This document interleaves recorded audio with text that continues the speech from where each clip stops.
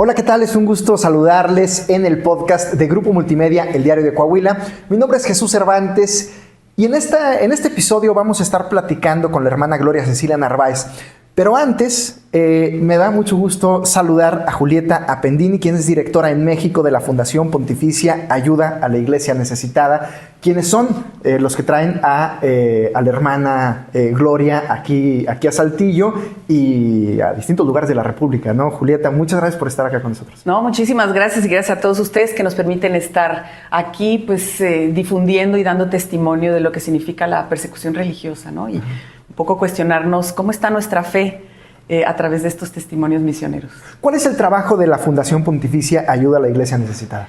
Sí, nosotros somos una fundación que tenemos la misión de sostener a la Iglesia Católica en su misión evangelizadora, es decir, apoyar todos sus proyectos pastorales, su proyecto para evangelizar en las zonas más pobres, donde hay guerra y especialmente donde hay persecución religiosa, ¿no? Para apoyar a los más necesitados. Nuestra misión abarca casi 150 países de ayuda, incluido México, es un país que nosotros apoyamos mucho. Y puede ser una ayuda desde dar un vehículo para que puedan hacer una labor y poder meterse en muchos lugares donde, por ejemplo, en Nicaragua, una balsita para poder ir a visitar varias comunidades, porque si no, no entras a estas zonas. Reconstruir iglesias, ayudarlos para todo el material que se necesita catequético, pero también hay una parte de emergencia donde ayudamos, por ejemplo, en momentos donde hay mucha persecución o guerra, ayuda de emergencia de alimento, medicinas. Entonces, la verdad es que hacemos un trabajo muy grande en todo el mundo donde a través de los misioneros, misioneras, religiosos, religiosas, apoyamos su trabajo en toda esta zona de la iglesia necesitada. Nosotros tenemos 3 pilares importantes: informar y concientizar a la gente el trabajo que hacen estos misioneros, lo que significa el problema de la iglesia necesitada y perseguida, qué está pasando en el mundo de estas noticias que nadie sabe. Por ejemplo, la semana pasada en Burkina Faso, un país de África, casi 400 personas fueron asesinadas por grupos yihadistas, terroristas, de comunidades de los cristianos, simplemente porque creen en Cristo. Y van y matan a todo el pueblo. Este tipo de noticias no las conocemos. Y también traemos testimonios como el que van a conocer ahora, el de la hermana Gloria Narváez, una religiosa colombiana que estuvo 7 años trabajando en Mali. Mali está en África y fue secuestrada por yihadistas durante casi 5 años. Ahora van a ver su historia. Y ella no iba allá para convertir a la gente al catolicismo. Ella iba a ayudar a los pobres y su ejemplo fue tan fuerte de testimonio que los terroristas tuvieron miedo que la gente se convirtiera por el simple testimonio que estaban dando las hermanas. O sea, lo importante que es dar testimonio, que tiene mucha más fuerza que las palabras que podemos dar. Nuestro segundo pilar es promover la oración. Hacemos muchas campañas de oración. Hoy estamos en una oración especial por el padre Marcelo, que fue asesinado, este sacerdote mexicano de Chiapas, que lo mataron los grupos violentos de Chiapas, el narcotráfico. Y por último, los invitamos a la solidaridad. Nosotros financiamos casi 6,000 proyectos al año, 150 países. Entonces necesitamos la ayuda de la gente que comparta lo que tiene para poder financiar todos estos proyectos de la iglesia. Y hoy estamos cumpliendo uno de nuestros pilares, compartirles el testimonio de la hermana Gloria, para que nos sensibilicemos cómo la fe de una mujer humilde que da testimonio de su vida y su ejemplo pudo transformar el corazón de tanta gente, y pues para preguntarnos cómo está nuestra fe y qué capacidad tendríamos para defender el que creemos en Cristo. Pues muchas gracias, Julieta. Vamos entonces. Perfecto, pues vamos con la hermana Gloria. Muchas gracias. Bien, estamos con la hermana Gloria Cecilia Narváez, quien nos acompaña estuvo dando un testimonio acá en la ciudad de Saltillo, Coahuila, y ha estado compartiendo su testimonio a lo largo y ancho del país y en otras latitudes. Sí. Sé que es difícil resumir 4 años, 8 meses, particularmente o específicamente 1,111 días en secuestro, pero si nos pudiera dar como un resumen para contextualizar esta experiencia de vida que usted atravesó hace algunos años. Sí, muchísimas gracias, ¿no? Pues mire que nosotros como congregación hacemos presencia en Malí, un país del África Occidental, que es el 98% musulmán, practicantes del Islam, pero nuestra congregación hizo presencia por un servicio misionero diferente, no de convertir a la gente, ¿no?, sino de acompañarlos en sus diferentes situaciones de vida que ellos pasaban. Por ejemplo, la mujer no es bien considerada, ¿no?, dentro de la cultura. Entonces nosotros fuimos con el fin de hacer la promoción humana, ¿no?, poder hacer sentir a la mujer esa dignidad, ¿no? Y también pues un orfelinato en el que recibíamos a los niños desde un día de nacidos hasta que ellos ya en grandes podían escoger su profesión, no ser profesionales. Un poquito trabajar en cuanto a la alfabetización, las manualidades con la mujer, la economía familiar, enseñarlas a organizar mediante unos graneros, porque hay un tiempo difícil allá en Malí, ¿no?, sobre todo en el mes de mayo, cuando hay mucha hambre, muere la gente de hambre. Entonces nosotros hacíamos graneros para guardar ciertos alimentos para poder ayudar en este tiempo de necesidad a la gente, ¿no? Y acompañar, ¿no? Acompañar el centro de salud, daba abasto para ayudar a las personas de Carangazo, que eran 12,000, y a las 45 veredas, ¿no? Los acompañábamos y también íbamos a una vereda, aunque sea por una persona que sea católica, ¿no? Pero lo bonito de esta era la fraternidad, ¿no? Cuando uno iba a hacer una celebración venían todos, aunque sean musulmanes, porque se vivía un islam, se practicaba un islam moderado. Okay. Es decir, la evangelización trascendía la cuestión religiosa, ¿no?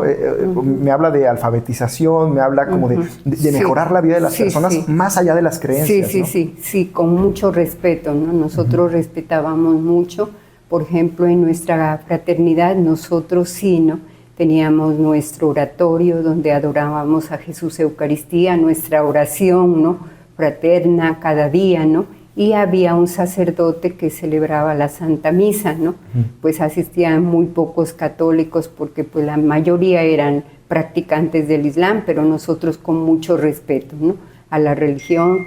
Cuando ellos celebraban el Ramadán, que es la fiesta, cuando ellos hacen el ayuno y lo terminan, hacen una gran fiesta. Entonces nosotros íbamos a saludarlos, ¿no? Ellos nos invitaban a compartir lo que habían preparado, ¿no? Y pasábamos una tarde, ¿no?, pues de alegría con ellos. Lo mismo ellos en tiempo de Navidad o de Pascua, ellos venían a saludarnos, ¿no? Nos traían algún presente, compartíamos, ¿no? Pero pues una fraternidad muy linda. Acompañábamos a la gente en sus duelos, en sus tristezas, en sus lágrimas, ¿no? Porque la gente pues moría mucho, a veces por escasos recursos, porque no había un hospital cercano, ¿no?, porque no habían los medios, ¿no? Entonces, mire que dentro de la cultura nosotros formamos esa fraternidad universal, ¿no? Acompañando a la gente, ese era nuestro servicio, ¿no? Pero bueno, nosotros ya nos dimos cuenta cómo los yihadistas, ¿no?, el grupo Al-Qaeda ya se fue metiendo en el norte de Malí, ya iban sacando a los religiosos, ¿no?, de la parte norte, cerca del desierto, y nosotros quedábamos como muy cerca, ¿no? Pues nuestra casa era sin muros, sin nada, ¿no? Porque ahí teníamos una ambulancia para el servicio de toda la gente y todos los días, a la hora que sea, llegaban enfermos, había que salir de madrugada en todo tiempo, ¿no? Entonces era el servicio que prestábamos, ¿no?, con el centro de salud y la ambulancia que venía a dejar los enfermos al hospital. Entonces, pues nosotros sentimos una noche, que era el 7 de febrero del 2017, que se fue la luz, ¿no? Quedó completamente oscuro, porque allá en la vereda, en el pueblito donde estábamos, no había luz. Pero entonces nosotros teníamos una batería, un pano solar, ¿no?, por el orfelinato, y estábamos ese día cuidando a unos niños que tenían una enfermedad contagiosa. Y cuando yo ya empecé a sentir que un perrito que teníamos ladraba mucho, yo salí a la puerta y pregunté quién es, en la lengua de ellos, ¿no? Pero nadie me respondió, pero yo ya vi que la luz del comedor se fue y quedamos casi a oscuras, ¿no? Entonces cuando yo salí, inclusive varias veces pregunté y nada, ¿no? Cuando ya estábamos todas en la salita de comunidad, cuando se entraron 4 hombres, ¿no? Armados, fuertemente armados, con metrallas, ¿no? Revólveres, y dijeron: alto, el jefe mandó a traer una hermana porque ustedes predican a Jesús. Entonces, pues yo de verdad miré a mis hermanas, ellas muy jóvenes, todavía recién habían hecho su profesión religiosa, aunque había una hermanita nuestra que era de Burkina, ¿no? Pero también muy joven. Entonces yo le dije: no les haga daño a ellas, lléveme a mí.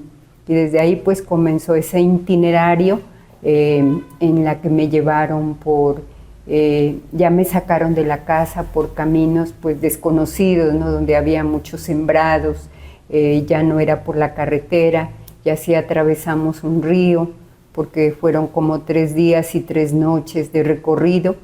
Se bajaron para coger ellos un poco de agua, ¿no? Yo ya iba sumamente cansada, pero ya en el trayecto vi que pasamos una carretera de asfalto y que mucha gente salía en sus carritos con el asno, sus carreticas, a recoger alimentos, ¿no? Entonces ellos cogieron, se bajaron de las motos, me amarraron de pies y manos y me dejaron en un árbol amarrada, ¿no? Entonces yo los miraba, ¿no? Yo decía: pero ¿por qué no hacen esto? ¿Por qué la maldad? ¿Por qué no? Ellos, entonces yo inclusive le decía al jefe: si nosotros no estamos haciendo nada malo, ¿no? Estamos compartiendo con la gente. Entonces él decía: hasta que no te conviertas al Islam, eso no vale de nada, te vas al infierno, ¿no? Nosotros no predicamos a Jesús, ¿no? Entonces yo, como llevaba esta especie de cruz, pero es un atao, me dijo: te sacas de esto porque esto es maldito, ¿no? Entonces, bueno, yo cogí, me la metí dentro y bueno, ahí me dejaron todo un día al sol, sin agua. Yo veía que gente se iba alejando, ¿no? Y me miraban algunas señoras y yo decía: ojalá pues alguien me ayude, ¿no? Me ayude a salir de aquí, pero como ellos eran muchos. Luego, ya que vino la noche, me fueron a quitar las cadenas y me subieron en la moto, me hicieron poner un pantalón, un camisón encima del hábito y un turbante, ¿no? Así como ellos, y ya nos fuimos subiendo. Yo ya vi los camellos, lo propio del norte de Malí, ¿no? Ya vi todo arena, algún pozo que había alejado, y ahí caminamos como un día y una noche y llegamos a un campamento, al primer campamento donde ellos estaban. Entonces ya salieron como 30 o 40 hombres armados, ¿no? Y alrededor mío se burlaban de mí, se reían y decían: esta es la que habla de Jesús, ¿no? Jesús habla ahora de Jesús, ¿no? Yo no decía nada. Entonces me tiraron ahí amarrada y me dejaron y ellos se fueron a comer, ¿no? Entonces después vino uno que parecía jefe y yo le pregunté: bueno, pero ¿por qué, no? ¿Por qué hacen esto? ¿Por qué? No, ya vas a hablar con el jefe. Él te mandó a traer porque tú predicas a Jesús, pero te puedes convertir al Islam, te puedes convertir porque nuestro profeta no es Jesús, ¿no? Bueno, yo no dije nada, ¿no? Y ahí permanecimos escondidos una semana porque pasaban muchos helicópteros, parecía un corredor aéreo. Entonces, luego de este tiempo, ellos ya consiguieron unas camionetas que las cargaron de armas y me sacaron ya al desierto del Sahara, por Mauritania, Argelia, ¿no? Entonces yo ya iba subiendo y me dejaron ahí. Luego me entregaron a otro grupo, ¿no? Entonces ya era el grupo Al-Qaeda, ¿no? Entonces ya me siguieron llevando. Ahí me encontré con una señora francesa que también la habían secuestrado, pero ella era por otras razones. Y luego avanzando más con una señorita suiza que también era por la religión, ella era protestante.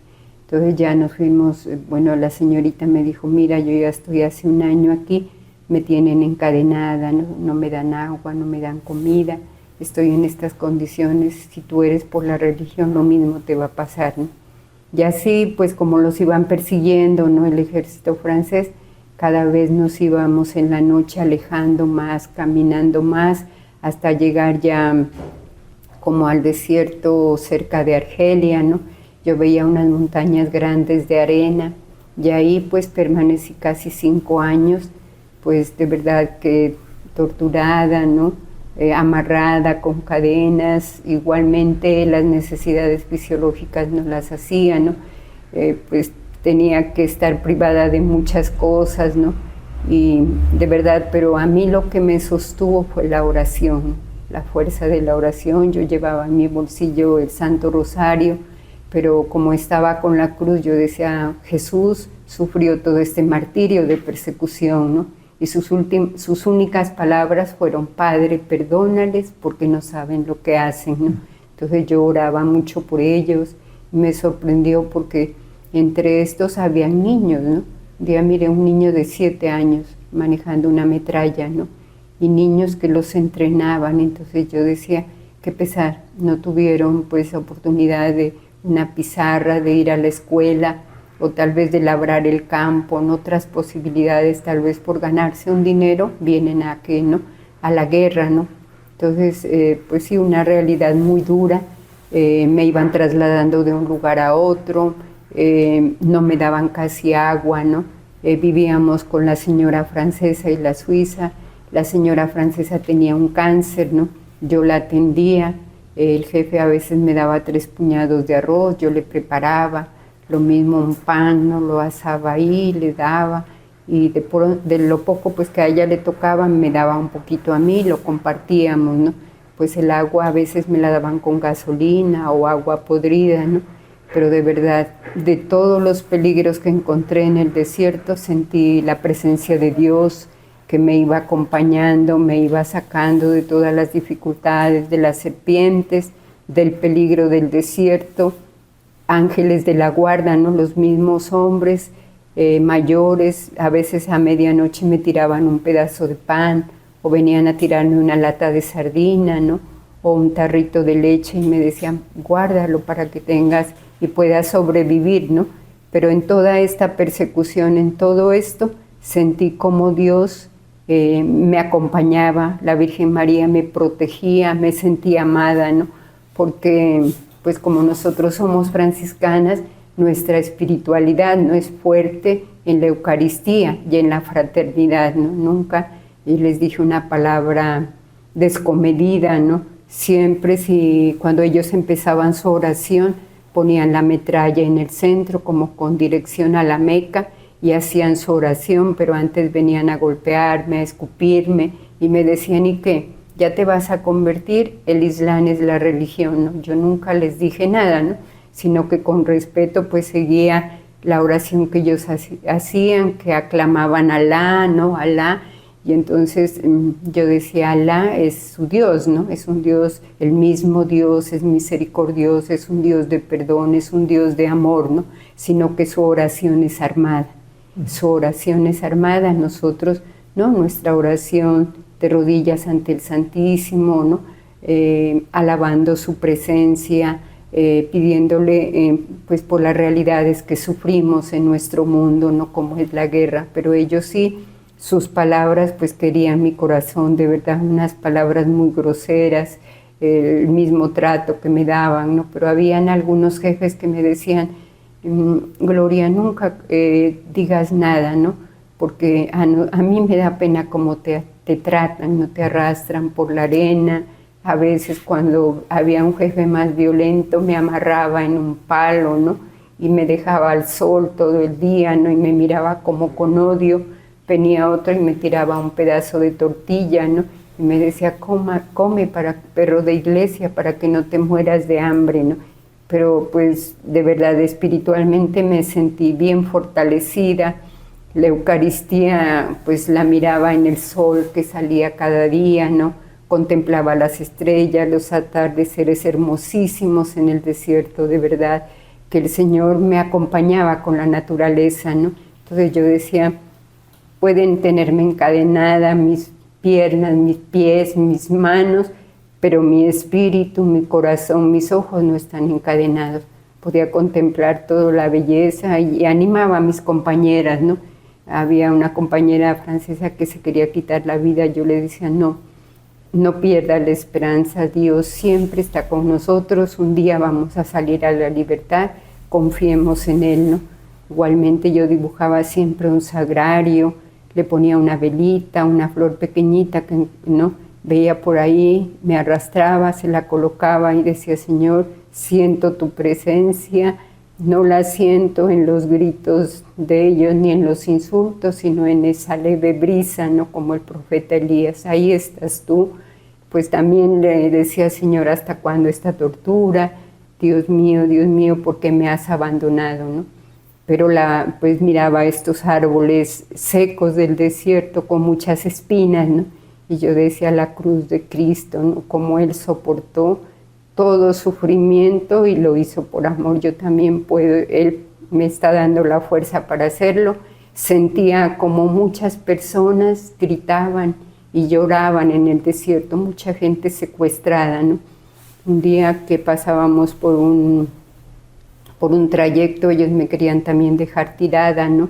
Vi muchos cadáveres de personas que se habían secado, ¿no? Sin agua, sin comida en el desierto, y miré como muchas carpas así, con personas solas, ¿no? Que eran secuestrados, que ya estaban como muriendo, ¿no? Solos, de sed, sin alimento, ¿no? Porque la temperatura en el desierto es 60 grados y es muy fuerte, ¿no? Para uno soportar sin tener agua, ¿no? Sin hidratarse. Pero pues yo me ayudé, a veces cuando me podía arrastrar miraba como unas hierbas, me las metía a la boca como para sacar un poco de agua, ¿no? Mismo con la orina. Bueno, yo trataba de sobrevivir, ¿no? Porque tenía la esperanza y pues así permanecí casi los 4 años. En esto mataron a mi compañera suiza, que pues ella perdió la razón, los insultaba mucho, la mataron, ¿no? Con sus metralletas, se reían, ya hacían fiesta y me decían, ahora te toca a ti, ¿no? Pero Dios es tan grande que un día pues llegó como un jefe, ¿no? No sé si era árabe, y entonces él me encontró, me preguntó por qué yo estaba ahí. Yo le dije, este grupo me tiene secuestrada. Entonces este hombre fue tan bueno, pues en el momento él se fue, ¿no? Entonces yo le dije, yo siento mucho miedo porque en las noches yo ya quedo sola, ya la señora francesa la liberaron. Le dije, bueno, Dios me ha fortalecido, me ha acompañado, pero sí quisiera que me ayude a salir de esto, ¿no? Porque el mal no va a durar siempre, no siempre viene el bien, la oscuridad no dura, sino la luz. Entonces este hombre se fue, me escuchó y se fue. Luego, como a 1 mes o a 2 semanas regresó y me volvió a ver, ¿no?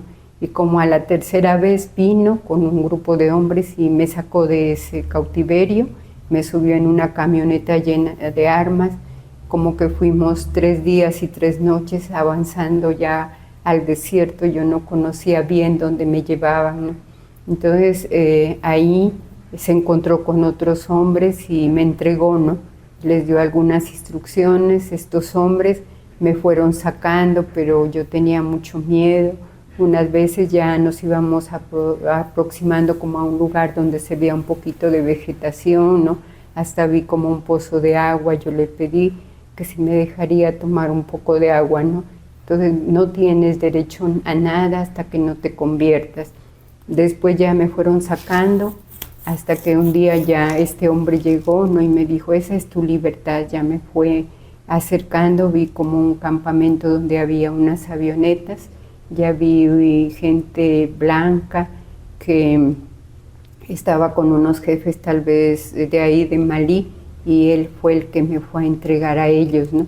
Entonces ya me entregaron, me fueron llevando desde la primera ciudad de Malí, y luego a la segunda iban cargando gasolina en la avioneta, ¿no? Yo no sé qué iban haciendo, hasta que me llevaron a Bamako, la capital de Malí, y luego ya fue unos ministros, creo que eran del gobierno de Malí, y ellos se entregaron a unos hombres y a mí pues me recibieron, me llevaron ahí donde el presidente pues muy bueno, me trató bien, me dijo, hermana, dijo, sáquese esa ropa, eso ya está podrido, pues porque yo tenía el hábito, y dijo, póngase este vestido por ahora y va a salir pronto de aquí. Dijo, yo, el gobierno de Malí pues la ayudó a usted a salir porque vimos todo lo que ustedes estaban haciendo en bien de Malí, ¿no?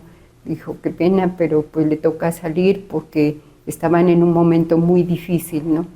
Habían dado golpe de estado y estaban todos armados, había mucho ejército, y pues ya tenía un helicóptero, me mandó hasta Roma, donde está mi comunidad, y me dijo, ahora la van a llevar, váyase pronto. Y ya me fui de ahí, entonces ya llegué allá, ya pues en Roma, en Italia me encontré con las hermanas, y pues ya tuve la oportunidad también de ir a la Santa Misa en la Basílica de San Pedro, donde el Santo Padre me dijo, tú has sostenido a la Iglesia y la Iglesia te ha sostenido, ¿no? Y yo vi cómo el poder de la oración pudo hacer ese milagro, ¿no? Pues ya ahora le canto agradecida al Señor, magnífica de acción de gracias, porque Él ha hecho obras grandes por mí, pude vivir mi espiritualidad. Nuestra madre fundadora, la Madre Caridad, decía, callar para que Dios nos defienda. Entonces yo callaba mis palabras, pues de verdad que fue un tiempo de silencio donde no me pude comunicar con nadie, pues no tuve la oportunidad de hablar con nadie, ¿no? Ni con ellos. De pronto yo sentía como ellos de pronto estaban heridos, los podía ayudar, ¿no? Podía auxiliarlos, oraba mucho también por ellos porque habían situaciones muy duras de enfrentamientos, veía que morían, ¿no? Y situaciones así, y ellos me decían, órale a la Virgen María, que por ella nos estamos salvando, ¿no? Sigue orando. Y pues de todas maneras pude practicar la oración de la paz de San Francisco de Asís, que yo no busque ser amada, sino amarlos a ellos, comprendida, sino comprenderlos, no respetada, sino respetarlos, que es el resumen de las bienaventuranzas, y pude vivir todo ese tiempo, pues, ¿no?, en unión con el Señor, ¿no? Y eso me fortaleció. Sí, me llama mucho la atención, muchas gracias por este brevísimo testimonio de lo que vivió en esos días. Me llama mucho la atención el primer día, el día del secuestro, que usted se pone frente a los yihadistas y dice, no se lleven a las jóvenes, llévenme a mí. Sí. Cualquier persona haría lo contrario, ¿no? Se esconde y que no me toque a mí, digo, o casi cualquier persona. ¿De dónde nace no sé si llamarle valor o esta luz de decir, yo me pongo al frente para salvar a mis hermanas? Bueno, yo en ese momento era la responsable de la comunidad, ¿no? Las hermanas que vivían conmigo eran muy jóvenes, y pues nosotros en la comunidad siempre donde estamos presentes hay una hermana, ¿no? Puede ser la mayor o puede ser la más joven que representa a la comunidad, la que es responsable, la que pues está viviendo esa experiencia de Dios y esa fraternidad con ellas, ¿no? Entonces pues yo le dije, ya sentí como este hombre se acercaba a una de las más jóvenes, ¿no? Quería llevársela a ella, y yo le dije, no le haga daño a ella, lléveme a mí, ¿no? Y yo pensé cómo Jesús entregó su vida por nosotros, ¿no? Por redimirnos, por salvarnos, ¿no? Entregó, fue martirizado hasta llegar a una cruz, ¿no? Entonces yo decía, ¿por qué yo no? Mis hermanas son jóvenes, ¿no? Estos hombres, ¿dónde nos irán a llevar? Porque me decía, no sabes a lo que vas a ir, ¿no? Entonces, no voy a regresar jamás, ¿no? Pero entonces yo, al instante que el hombre ya se iba acercando, y una de mis hermanas había huido hacia la pieza, se había logrado, pero yo ya vi uno que se entró y con su metralla le estaba queriendo tumbar la puerta. Entonces yo dije, no, Dios mío. Entonces yo le dije, mire, jefe, lléveme a mí, no les haga daño.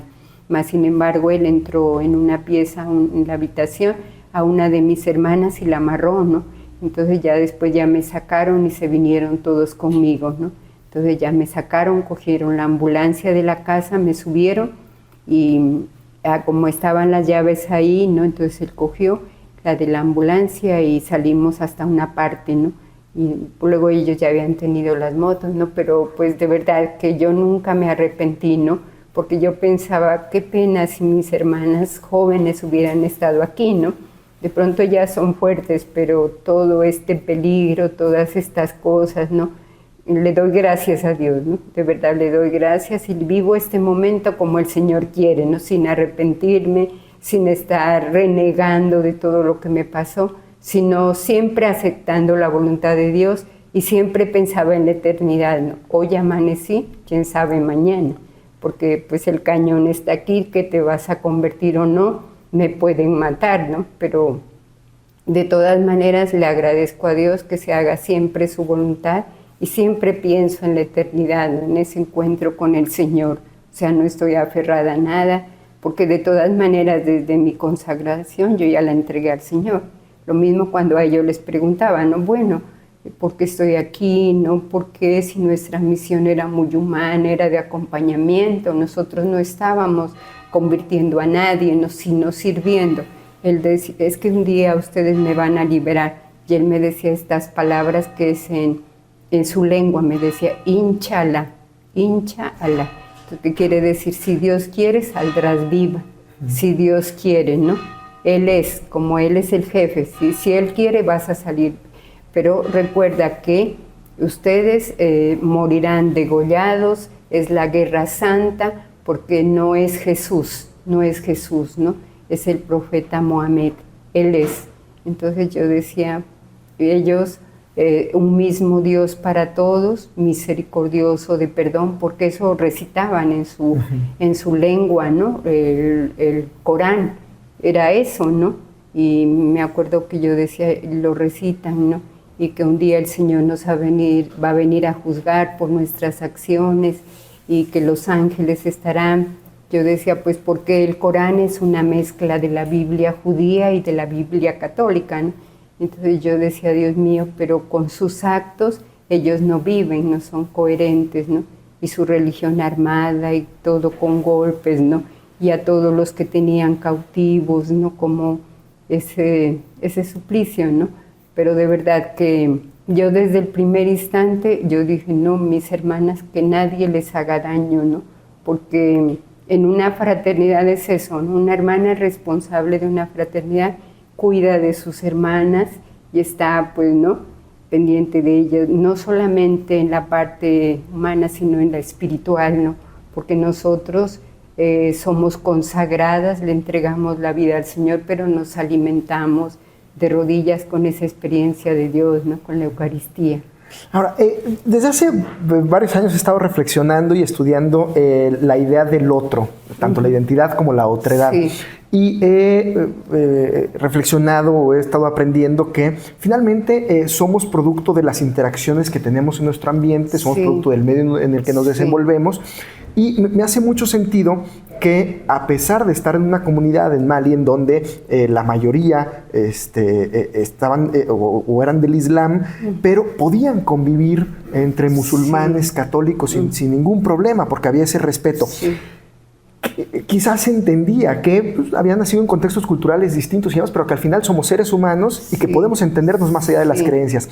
¿Qué pasa con los grupos yihadistas, con Al-Qaeda, que usted estuvo, si se puede decir de alguna manera, no sé si la palabra correcta sea conviviendo, pero estuvo en el mismo espacio que ellos durante casi 5 años? ¿Qué es lo que pasa con ellos que no están imposibilitados para entender al otro, para entender que la fe del otro es tan valiosa como la suya? Bueno, a ver, nosotros cuando vivimos en Carangazo, ¿no? Con esta experiencia, el Islam es moderado, ¿sabe? De mucho respeto, ¿no? De mucho respeto. Nosotros, pues, respetábamos su religión, inclusive valorábamos muchas cosas, ¿no? De su cultura, porque dentro de la religión, por ejemplo, la honradez, ¿no? Pues nunca se veía un robo, ¿no? Porque como, bueno, ellos tienen sus castigos fuertes también, ¿no? El respeto por la gente mayor, ¿no? La gente mayor que ya tiene su pelo blanco, para ellos es sabiduría, ¿no? Entonces el mayor es sabio y lo respetan, lo saludan, dentro de su cultura, mucha riqueza, ¿no? Pero ya cuando fui, pues de verdad, la vivencia con ellos increíble, ¿no? Porque mismo ellos venían a la casa, porque era de puertas abiertas, ¿no? A contarnos, nosotros les escuchábamos, y a veces la misma cultura a veces nos cuestionaba, ¿no? Por ejemplo, una persona que estaba enferma. Entonces nosotros, pues en nuestra cultura rápido, ¿no? Llevarla a un hospital, auxiliarla, pero ellos no. Ellos tienen que pedir permiso a la gran familia, al hermano mayor, al papá, a la mamá, si es que se lo puede llevar a un hospital, ¿no? A mí me pasó algo con un señor que cayó de un árbol un día y pues se le quebró la pierna y nosotros dijimos, llevémoslo, ¿no? Pues le pusimos unos cartones para que no se mueva, para no tener movimiento la pierna. Entonces de una le dijimos a la familia, lo llevamos en la ambulancia al hospital. Entonces la señora nos contestó, no hermana, hay que pedir permiso a la gran familia. Le digo, pero ¿cómo? El señor no va a soportar los dolores. Urge llevarlo. Ajá. No, vamos a consultar. Y se fueron, se demoraron 2 días, ¿no? 3 días. Y yo decía, increíble, ¿no? Y nuestra cultura, pero nosotros lo respetábamos, ¿no? Lo respetábamos, aunque nosotros no nos parecía eso, ¿no? Pero pues mira otra cosa que se pasaba en la cultura, ¿no? Morían muchas mujeres embarazadas. Entonces, como es el Islam y es la poligamia, entonces cuando moría la mamá, el niño era considerado una bestia. No podía ir a su familia, a su gran familia. Entonces nosotros teníamos el orfelinato, ¿no? Cosas que nosotros no alcanzábamos a comprender, pues porque estamos en otra cultura, ¿no? Pero nosotros los acogíamos. Entonces mira que este Islam que se vivía ahí era fraterno. Ellos venían a nuestra casa, los escuchábamos, porque para ellos el tiempo no existe, no es como nosotros que tenemos un reloj y estamos en activismo, no.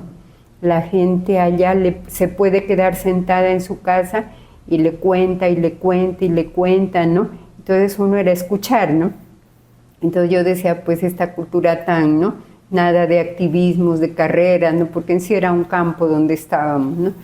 Y en cambio ya cuando llegué allá al desierto, pues era un Islam extremista, ¿no? Yo ya vi que en el norte de Malí había un jefe que andaba persiguiendo ya a los católicos, ¿no? Sacándolos, ya empezaron a derrumbar las iglesias, ¿no? Viendo que era una parte humana y yo valoraba, ¿no? La salud, porque casi todas las comunidades religiosas con centros de salud, ¿no? Porque hay enfermedades muy graves allá, acompañando a la gente, sirviendo, ¿no? Nadie convertía a nadie, ¿no? Nosotros nada, ¿no? Solo el testimonio, ¿no? Solo ser testimonio para la gente de fraternidad. Allá en el desierto era lo contrario, era conviértete, que te vas a condenar, ¿no?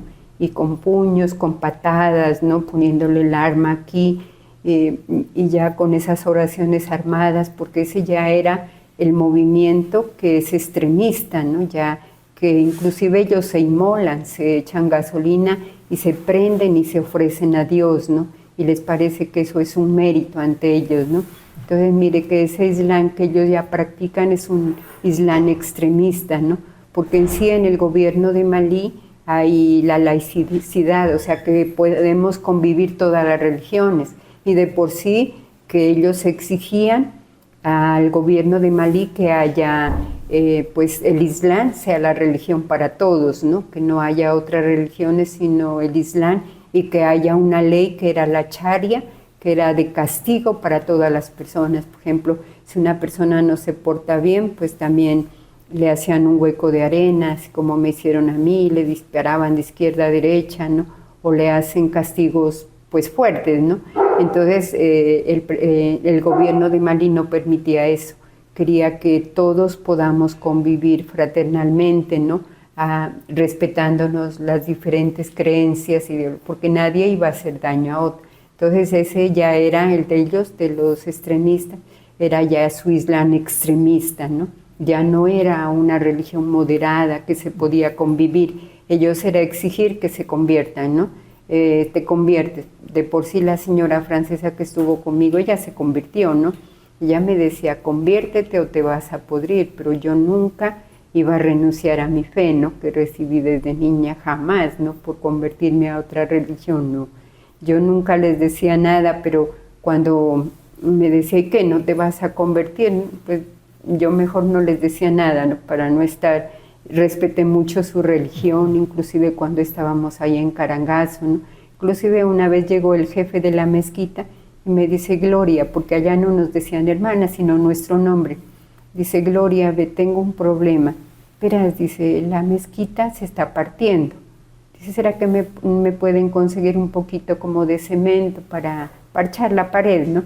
Entonces yo le digo, bueno, jefe, si yo puedo conseguirle, le conseguimos, ¿no? Si no, le preguntamos a otra persona que le pueda ayudar, ¿no? O sea, en ese sentido, como ellos confiaban, ¿no? Sus necesidades, o a veces me decía, tú fuiste a visitar una señora, ¿no? Que es de la comunidad del Islam. Le digo, sí, ella está muy enferma. Le digo, a ella habría que llevarla al hospital. Entonces dice, Gloria, ¿y cómo haríamos? Entonces yo le digo, si ustedes pudieran ayudar una parte, nosotros pudiéramos conseguir otra parte, pero todo no lo podríamos conseguir. Entonces me decía, vamos a vender una oveja y de eso podríamos ayudar.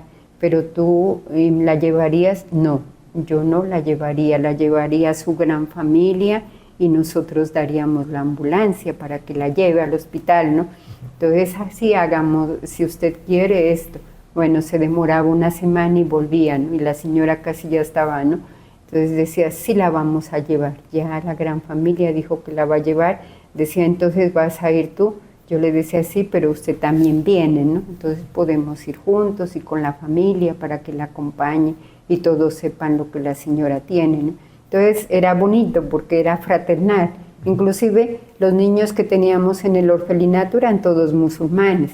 Y yo le decía, jefe, le decía, mire, ustedes a los 5 años empiezan como a catequizarlos, digámoslo así, ¿no? En su religión. Yo le decía, todos ellos son de familias musulmanas. Me decía, sí, yo un día voy a venir, ¿no? Entonces nosotros respetábamos mucho su religión, ¿no? O sea, nosotros nunca nos metimos en ese sentido, ¿no? Sino lo nuestro como iglesia era la presencia y el servicio, ¿no? Entonces, mire, había ese respeto, él venía y a veces decía, a ver, voy a ver los que ya tengan 5 años, ¿no?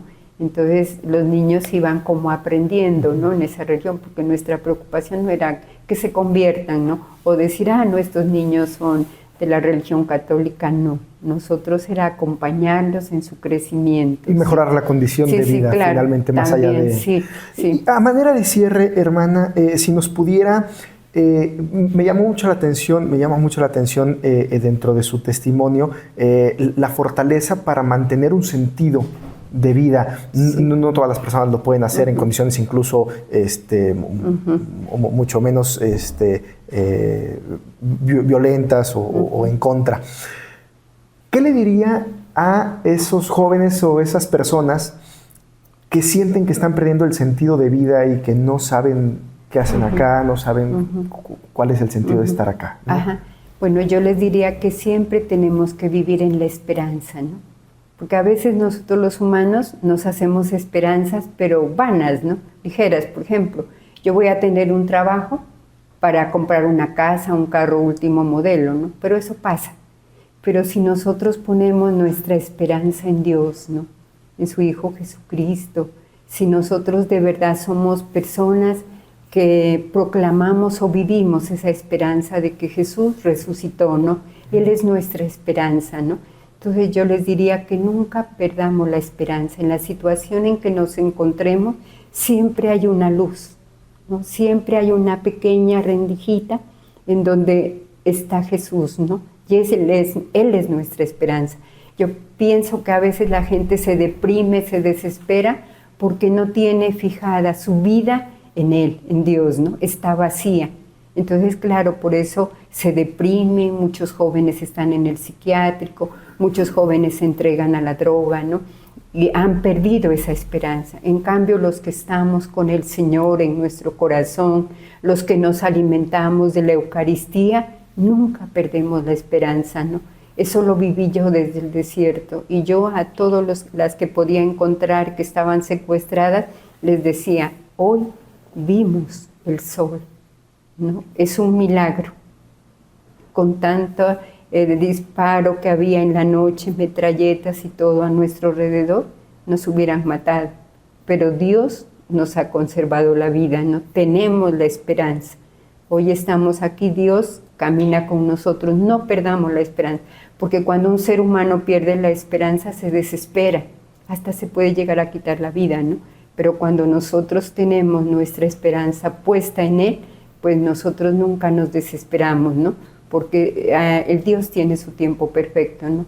Hoy pasó esto y no hay mal que no traiga un bien, ¿no? Yo decía, bueno, esta situación la estoy viviendo así, pero mañana será mejor. Mañana será mejor porque Dios está conmigo, ¿no? Siento su presencia, siento que Él está en mí. Y también las oraciones de todas las hermanas, de la familia, de todo, la iglesia, ¿no? Cuando San Pedro estuvo en la cárcel atado con cadenas, la iglesia en oración. Yo también, todo el mundo oraba por mí sin conocerme, ¿no? Porque muchas personas me encuentran y me dicen, ve, usted era la que estaba secuestrada así, pero qué milagro, ¿no? Mire, cómo yo oraba por usted.